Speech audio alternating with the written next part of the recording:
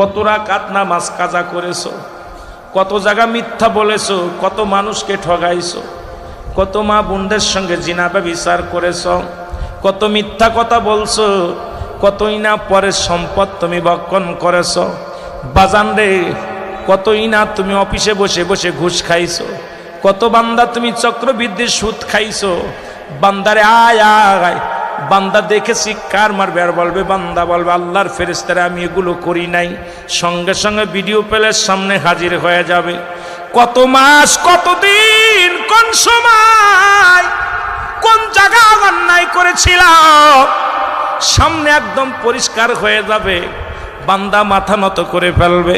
কত টাইম, কত সেকেন্ড, কত মিনিট, কোন বছর, কোন তারিখে, মাস, তারিখ, সপ্তাহ, বছর সব যখন দেখতে পাইবে, বান্দা লজ্জায় মাথা নত করে ফেলবে। বান্দা ডাক দে বলবে, আল্লাহর ফেরেশতারে আমি অন্যায় করি নাই।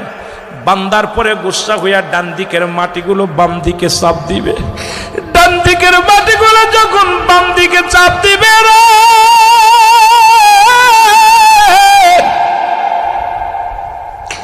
ডান দিকের হাড্ডিগুলো বাম দিকে চলে যাবে।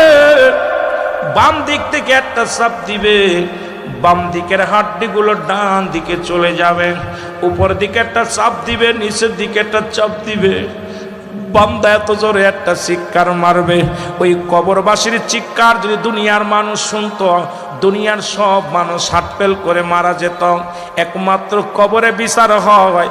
যদি বিশ্বাস না হয় কবরে আযাব হয়। আগামীকাল যাদের আব্বা মা মারা গেছে বাড়ি যাবেন, বাড়ি যায় আপনার মায়ের বাবার কবরের পাশে একটা গরু বাঁধবেন বা একটা ছাগল বাঁধবেন, বাঁধিয়া সুন্দর খাবার দিবেন।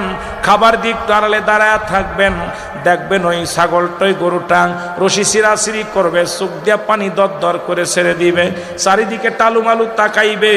কারণ কবরে আযাব একমাত্র মানব এবং দানব বুঝতে পারে না। কবরে আযাব সমস্ত প্রাণী আল্লাহ বুঝতে দিছে।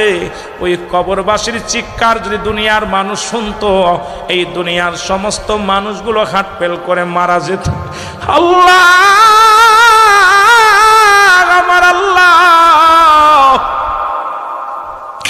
ওই নোমান ফেরেশতা এক একটা হাতুড়ি দিয়া গর্জন মারবে, শত শত গজ মাটির নিচেই নেমে যাবে, আবার তারে উত্তোলন করা হবে। এই রকম তারে আঘাত করে করে সমস্ত আমলগুলো তার লেখানো হবে। বাবারে, সব আমলগুলো যখন লেখানো হবে, এই বদির কাগজটা গলার ভিতরে লটকায়া দিয়া বলবে, বান্দা গুড বাই, আমি তোমার থেকে বিদায়। কারণ দুনিয়ার সবাই তোমার বিদায় দিছে, তোমার আমল নামাটা তুমি নিজে লিখে দিছ।